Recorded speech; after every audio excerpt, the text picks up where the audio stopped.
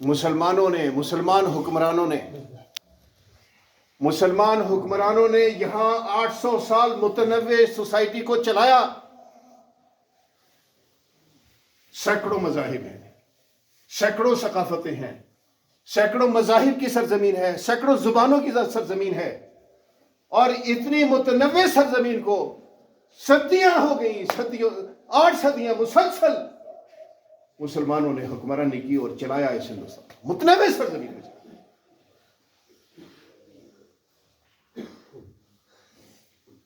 ترقی یافتہ کون ہے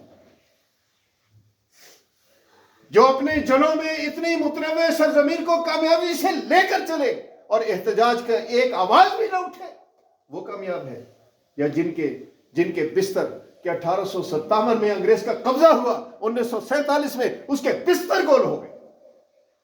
90 سال کے اندر اس سے زیادہ ملک نہیں سنبھال سکتا، نہیں کنٹرول کر سکتا. میں یہ اس وجہ سے اپنے نوجوانوں کو بتانا چاہتا ہوں، آج ہر طرف سے آپ کو اپنی تاریخ کی تابناک تاریخ سے مایوس کرنے کی ہوائیں چل رہی ہیں، لیکن آپ کو اپنی عالم اسلام کی اس تابناک تاریخ پر نظر ڈالنی چاہیے، اپنے اعتماد کو بحال کرنا چاہیے.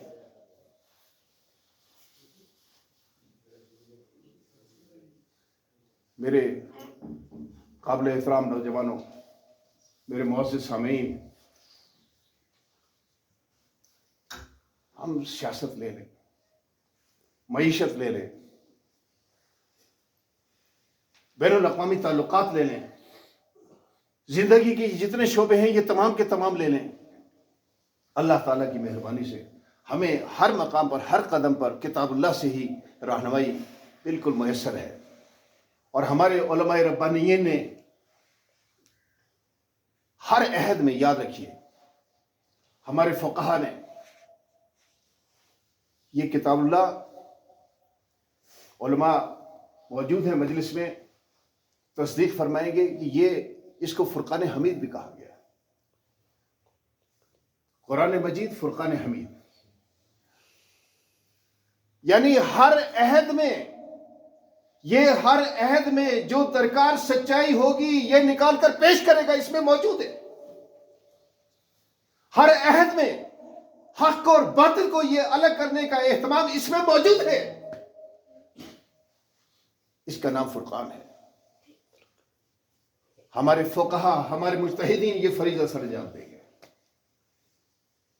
شاہ ولی اللہ محدث دہلوی رحمۃ اللہ علیہ نے اپنے دور میں یہی کام کیا.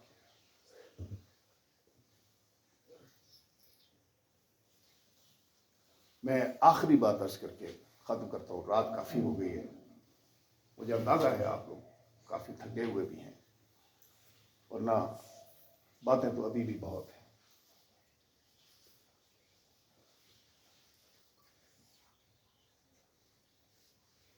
قرآن پاک جس کی یہ بابرکت مجلس ہے، آج سوسائٹی میں جتنے بھی لوگ ہیں، ہر ایک کے لیے اس میں اللہ تبارک و تعالیٰ نے رہنمائی کا، استفادے کا سامان رکھا ہوا ہے. امام جعفر صادق رحمۃ اللہ علیہ کے قول میں یہاں آپ کی خدمت میں رحمۃ اللہ علیہ کا قول آپ کے سامنے رکھنا چاہتا ہوں.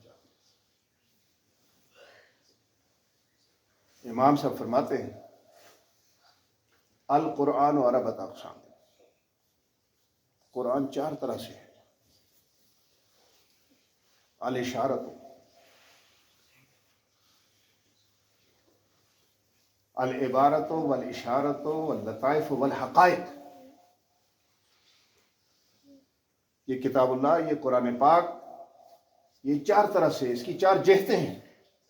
اس میں عبارت ہے، یہ عوام کے لیے. اس میں اشارے ہیں، یہ علماء ربانیین کے لیے. اس میں لطائف ہیں، اس میں لطیف باتیں ہیں، یہ اولیاء الزام کے لیے ہیں. والحقائق، اس میں حقائق ہیں، یہ انبیاء.